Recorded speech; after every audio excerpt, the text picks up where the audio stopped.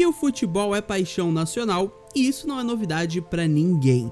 Mas você sabia que existiam momentos na história em que o futebol parou guerras? Se você não sabia, eu vou te contar agora. Então, se você não for inscrito, já se inscreva no canal, ative o sininho de notificações, deixa o like e manda o vídeo para algum amigo seu também ficar sabendo dessa história. Sem muita enrolação, vamos lá pro vídeo. Um jogo de futebol no campo de batalha. O primeiro grande momento da história é em 1914. Já no começo do século, o futebol começava uma grande demonstração de sua capacidade de aproximar as pessoas. No episódio foi conhecido como Trégua de 1914 durante a Primeira Guerra Mundial. Segundo registros, desde a véspera do Natal, soldados alemães e ingleses cantavam juntos músicas natalinas em suas próprias trincheiras. Mas no dia 25 resolveram largar as armas e abandonar seus postos para confraternizar. A história diz que tudo começou quando um soldado alemão chamou o inglês até o seu lado da trincheira. Um soldado britânico deixou a arma para trás e começou a caminhada no campo de batalha. Aos poucos, mais integrantes dos dois lados fizeram o mesmo e logo estavam se cumprimentando. Eles trocaram a comida que tinham, beberam do mesmo vinho e até organizaram um jogo de futebol. A vitória foi da Inglaterra por 3-2. Os dois lados cantaram músicas de Natal, mesclando canções em inglês e alemão. Até oficiais se juntaram aos soldados, ainda sem acreditar no que estava acontecendo. Depois do Natal, o conflito prosseguiu. Mais tarde naquele momento, o futebol interrompeu a guerra e superou as divergências. O episódio serviu até mesmo de inspiração para a música Pipes of Peace, do Paul McCartney. No clipe, ele faz dois papéis, um soldado alemão e outro inglês. Quando a guerra parou para ver o Pelé. É normal que um time como o Santos de Pelé tenha em torno de si uma aura mítica. É mais impressionante ainda quando o que parece lenda aconteceu de verdade. Em 1969, o time da Vila Belmiro realizou excursão pela África e quando chegou ao Congo, se deparou com uma situação tensa, pois o país vivia uma guerra pós-independência. Dirigentes do Santos então optaram por cancelar o amistoso, mas a população estava tão maravilhada com a possibilidade de ver Pelé que foi costurado um acordo para que a guerra fosse interrompida enquanto o Santos estivesse no país. Diante da comoção popular, o amistoso acabou virando uma série de 3 partidas.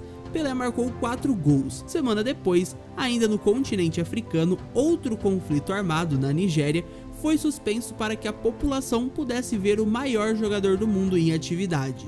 Dias em que a paz prevaleceu em algumas regiões das mais bélicas do mundo, para que todos pudessem assistir ao rei do futebol. A seleção brasileira e o jogo da paz.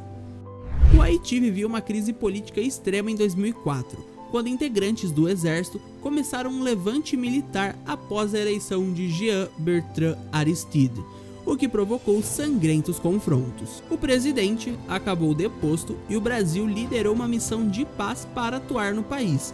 Em agosto daquele ano, os conflitos no país foram interrompidos para a chegada da seleção brasileira, então campeã mundial, que teve recepção comovente para disputar uma partida amistosa contra os haitianos, com o objetivo de iniciar uma campanha de desarmamento. Os jogadores foram ovacionados em percurso a céu aberto até o estádio da capital, Porto Príncipe, e vários afirmaram que foi uma das experiências mais emocionantes que tiveram. Com a presença de Ronaldinho Gaúcho e Ronaldo, os brasileiros levaram o público ao delírio e venceram por 6-0, gols comemorados pelos próprios haitianos, naquele que ficou conhecido como o Jogo da Paz. O time que desafiou o nazismo. O Dinamo de Kiev era considerado o melhor time de futebol da Europa antes da Segunda Guerra, que ocorreu entre 1939 a 1945. Durante a ocupação de Kiev, vários jogadores da equipe formaram o FC Start, que participou de forma decisiva da resistência à invasão nazista ao vencer uma série de jogos contra a equipe da Luftwaffe, a Força Aérea Alemã. Ameaçados de morte em caso de vitória, os jogadores ucranianos deram uma demonstração de bravura e apoio à liberdade. Não apenas venceram, como humilharam o time alemão.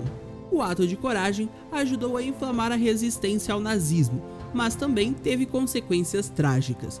Muitos jogadores do FC Start foram presos, torturados e até mesmo assassinados. Até hoje, aqueles atletas heróicos são homenageados com um monumento em frente ao estádio, onde se lê a seguinte frase: aos jogadores que morreram com a cabeça levantada ante o invasor.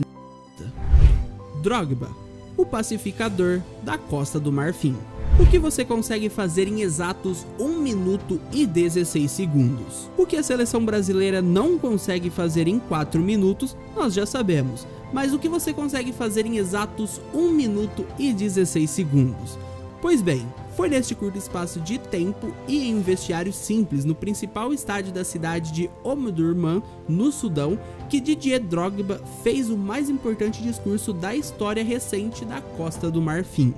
O país se arrastava em uma sanguinária guerra civil há 3 anos, quando em 2005, após garantir a primeira participação da seleção em Copa do Mundo, Drogba fez um discurso marcante em que pedia perdão a todos os lados, gerando o primeiro cessar-fogo desde que o conflito havia começado. Em 2007, o jogador exigiu que uma partida contra Madagascar fosse realizada na cidade de Bouaké, capital da rebelião e sede de tropas rebeldes. Drogba foi recebido como herói na cidade e um tanque rebelde conduziu a seleção até o estádio, onde guerrilheiros e governistas assistiram ao jogo lado a lado. Poucos meses depois, um tratado de paz foi assinado e até hoje Drogba é celebrado como um personagem que acabou com a guerra civil de seu país. Mas e aí, você sabia dessas curiosidades sobre o futebol? Se você sabia, comenta aqui embaixo. Se você não sabia, comenta também, que a gente vai trocar uma ideia. Esse foi o vídeo, a gente se vê no próximo. Deixa o seu like, se inscreve e até o próximo vídeo. Tchau!